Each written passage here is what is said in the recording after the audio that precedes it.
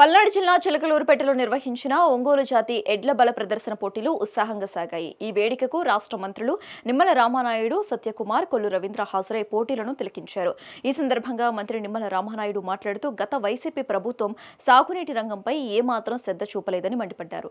రాష్ట్ర వ్యాప్తంగా మూలన పడ్డ 1050 సాగునీటి లిఫ్ట్లకు మరమ్మత్తు చేసి 8 లక్షల ఎకరాల ఆయకట్టుకు నీరందివ్వటమే తమ ప్రభుత్వ లక్ష్యమని స్పష్టం చేశారు. పులిచింతల గుండ్లకమ్మ గేట్లు కొట్టుకుపోయినా పట్టించుకుని జగన్ ఇప్పుడు పాదయాత్రలు చేసినా ఫలితం ఉండదని ఎద్దేవా చేశారు.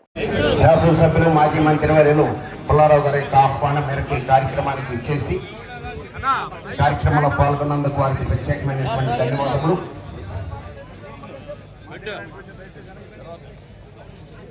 వారి చేతుల మీదుగా ఈ దత్తత యజమానిని సత్కరించి గిఫ్ట్స్ బహుకరిస్తున్నారు. వెంటనే కార్యక్రమం ప్రారంభించడం జరుగుతుంది. ప్రాంగణంలో ఇతరులు ఎవరు ఉండకూడదు, క్రమశిక్షణ పాటించాలి ప్రతి ఒక్కరూ కూడా. వెంకటేశ్వర స్వామి ఆశీస్సులతో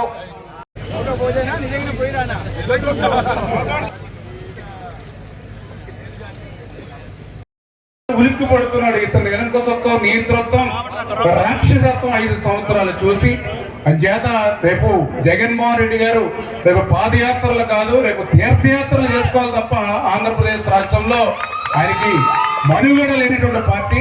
మరి ఏదైతే ఈ రోజు ఇటువంటి మంచి కార్యక్రమంలో మీకు ఇంకా ఎడ్ల బండ పోటీలు ఇవన్నీ చూడడానికి ఈ రోజు రావడం జరిగింది. ఖచ్చితంగా రేపు రాబోయే రోజుల్లో కూడా భవిష్యత్తులో కూడా ఈ యొక్క ఎన్డీఏ కూటమి ప్రభుత్వం ఇటు రైతాంగ ప్రభుత్వంగా, రైతు పక్షపాత ప్రభుత్వంగా పనిచేస్తామని మరొక్కసారి మీ ద్వారా తెలియజేసుకుంటూ ఇంత మంచి కార్యక్రమంలో భాగస్వాములు చేసినటువంటి పుల్లారావు గారికి మరొక్కసారి పేరున కూడా ధన్యవాదాలు తెలియజేసుకుంటూ సెలవు తీసుకుంటాం.